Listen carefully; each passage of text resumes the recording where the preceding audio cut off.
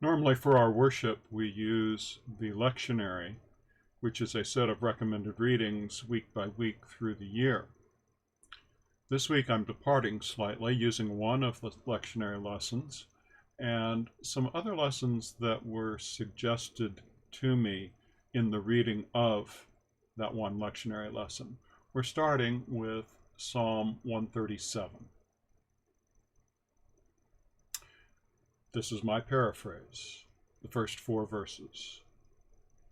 Reduced to bitter weeping, we collapsed down by the riverside. Down by the riverside, our tears o'erflowed. We gave up our songs. We surrendered our harps. How could we sing the hymns of faith after all we'd seen? How could praise possibly be honest here in this strange land? The remainder of this particular psalm becomes a prayer for God to exact punishment on the enemies of Israel, causing harm to those who had harmed them. This hymn or prayer comes out of the period of exile during the 6th century before the time of Christ.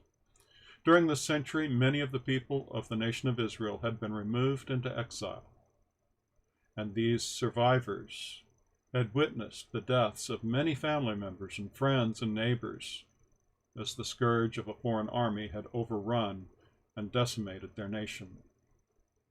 And then, many of those dragged off into exile, they'd fallen by the roadside, unable to continue even another step further. The fallen died where they fell, unburied. The captors didn't care. It was a forced march.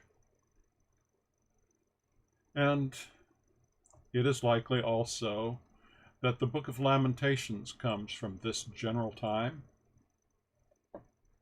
And the story of Esther comes out of these years of exile. The stories found in the book of Daniel may also have originated during this period. Left behind, the prophet Jeremiah had written a letter to counsel the people of Israel, offering these words.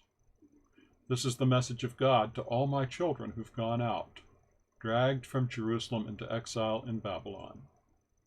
Settle in, make new homes, establish new farms, create new families, make lots of babies. Seek the shalom, the peace, the well-being of the land where you now are living, and intercede with God on behalf of Babylon. Remember, your welfare now is linked to hers. Pray for these enemies. Can you imagine? Pray for the welfare of Babylon. These were the very people who had murdered their nation. Here in exile, the family of God was dispirited, despondent, depressed. How could this have happened? Where was God? So, in this setting, God gave a vision to Ezekiel, in which Ezekiel saw a large valley strewn with the bones of those who had died. So many they couldn't be counted. God told Ezekiel, those were the lifeless bones of the nation of Israel. And he asked Ezekiel, can these bones live again? How could Ezekiel possibly answer a question like that? So he returned it to God. The answer to that question is in your hands. And God told him, just so. And so, I want you to preach to my dispirited, despondent, depressed, listless, and lifeless children. Just as God can bring new flesh onto these bones, breathe new life into those bodies, so God can work in the life of his children. These bones can live again.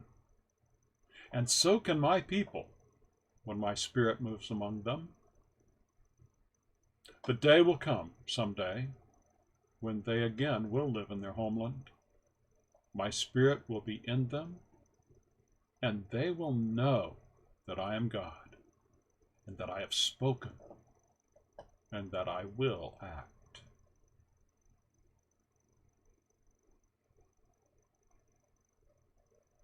The Word of God for the people of God. We all say, thanks be to God.